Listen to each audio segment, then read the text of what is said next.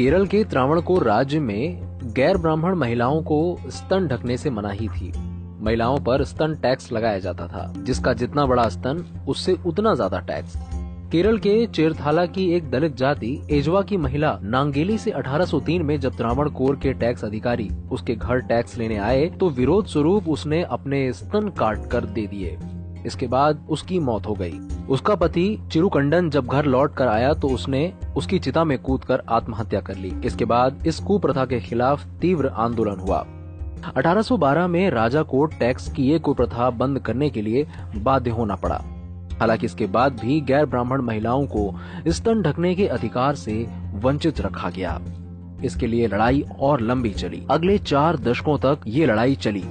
नांगेली की कहानी का दूसरा वर्जन भी है कि उसके स्तन टैक्स देने से मना करने पर राजा के टैक्स अधिकारियों ने उसके स्तन कटवा दिए थे, जिसके बाद उसकी मौत हो गई। लंबे संघर्ष के बाद 26 जुलाई 1859 को त्रावणकोर के महाराजा ने अवर्ण औरतों को शरीर के ऊपरी भाग पर कपड़े पहनने की इजाजत दी। अजीब लग सकता है, पर केरल जैसे प्रगतिशील माने जाने वाले राज्य में भी महिलाओं को अंग वस्त्र या ब्लाउज पहनने का हक पाने के लिए 50 साल से ज्यादा का संघर्ष करना पड़ा। केरल में उस समय न सिर्फ अवर्ण बल्कि नंबूदिरी ब्राह्मण और क्षत्रिय नायर जैसी जातियों की औरतों पर भी शरीर का ऊपरी हिस्सा ढकने से रोकने के कई नियम थे।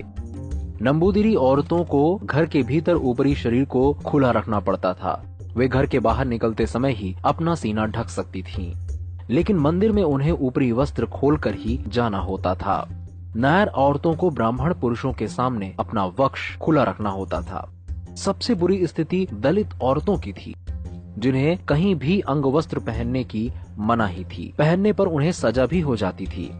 एक घटना बताई जाती है कि जिसमें एक निम्न जाति की महिला अपना सीना ढककर महल में आई तो रानी अतिंगल ने उसके स्तन कटवा देने का आदेश दे डाला।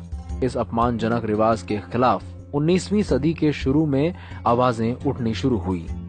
18वीं सदी के अंत तक और 19वीं सदी के शुरू में केरल से कई मजदूर, खासकर नादन जाति के लोग चाय बागानों में काम करने के लिए श्रीलंका चले गए।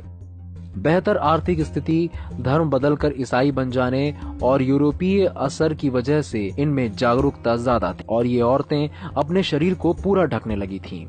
इस तरह महिलाएं अक्सर इस सामाजिक प्रतिबंध को अनदेखा कर सम्मानजनक जीवन पाने की कोशिश करती रहीं। ये कुलीन मर्दों को बर्दाश्त नहीं हुआ। ऐसी महिलाओं पर हिंसक हमले होने लगे। जो भी इस नियम की अवहेलना करती उसे सरे बाजार अपने ऊपरी वस्त्र उतारने को मजबूर किया जाता। अवर्ण औरतों को छूना न पड़े इसके लिए सवर्ण पुरुष लंबे डंडे के सिरे पर छुरी बांध लेते और किसी महिला को ब्लाउज या कंचुकी पहना देखते तो उसे दूर से ही छुरी से फाड़ देते।